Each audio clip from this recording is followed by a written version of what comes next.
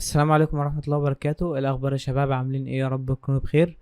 في الفيديو اللي فات اتكلمت معاكم عن ازاي تعمل تغذية بصرية وتستخدم ال AI tools في ان انت تستلهم افكار وتعمل تغذية بصرية من خلالها. كتب لنا علي كومنت حلو قوي، هو فيما معناه انه بعد ما يعمل تغذية بصرية وبعد ما يجمع الصفحات اللي هيشتغل عليها والافكار، ايه الخطوة اللي هياخدها بعد كده.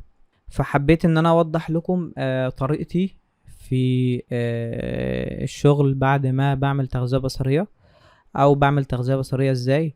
فحبيت ان انا اوريها لكم في الفيديو ده. يعني طيب خلينا الاول اوضح حاجة، يعني الا وهي انه مفيش طريقة صح وطريقة غلط، هو كل شخص بيشتغل بالطريقة اللي تناسبه.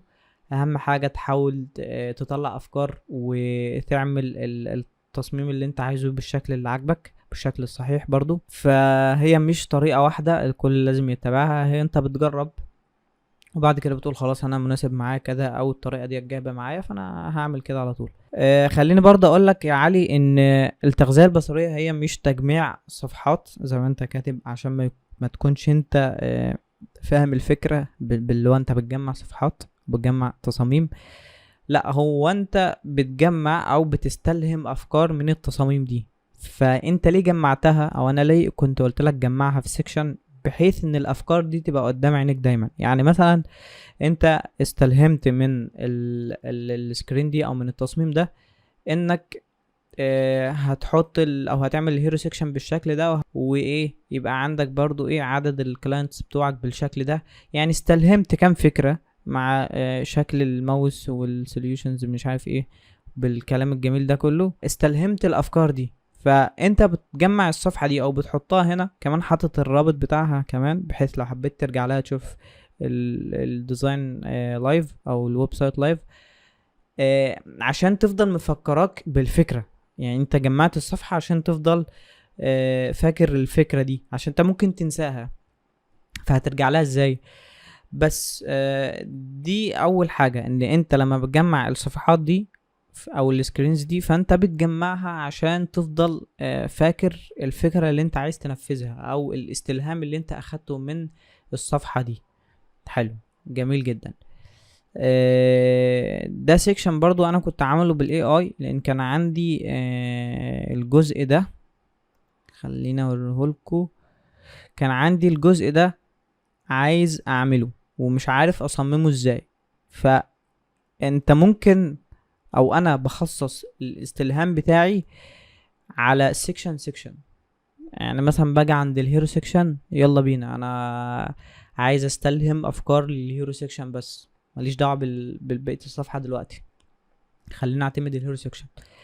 بالاضافه لان انت بتبقى عارف انت ايه المحتوى اللي عندك اللي هتضيفه. اشتغل على سيكشن. انا بحتاج، انا السيكشن ده دلوقتي انا شغال على الهيرو سيكشن.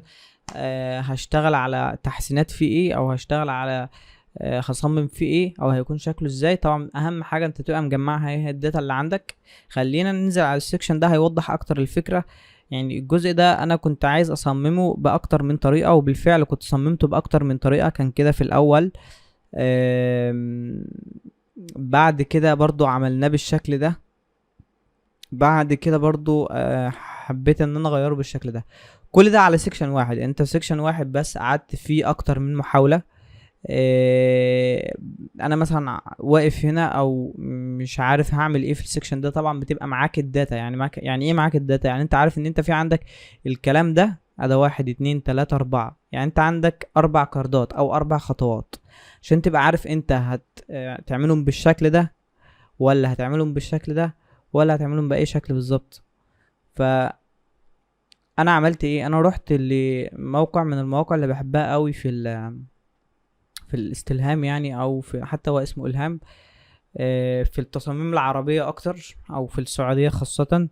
الموقع ده بحب اخد منه افكار، لان لذيذ اوي الصراحة، وقريب من الهوية العربية بتاعتنا، فبتلاقي كل التصاميم مناسبة.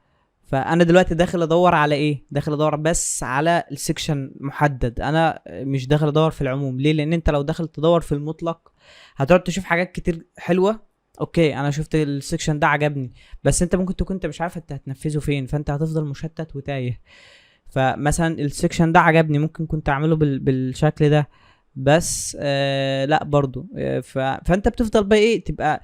لو يفضل ان انت تخصص الاستلهام بتاعك او التغذيه البصريه بتاعتك لجزء جزء، زي مثلا سيكشن، فدي الطريقه اللي انا بشتغل بيها ودي الطريقه الافضل بالنسبه لي. انا ما اعرفش لو حد مثلا جرب طريقه غير كده يقول.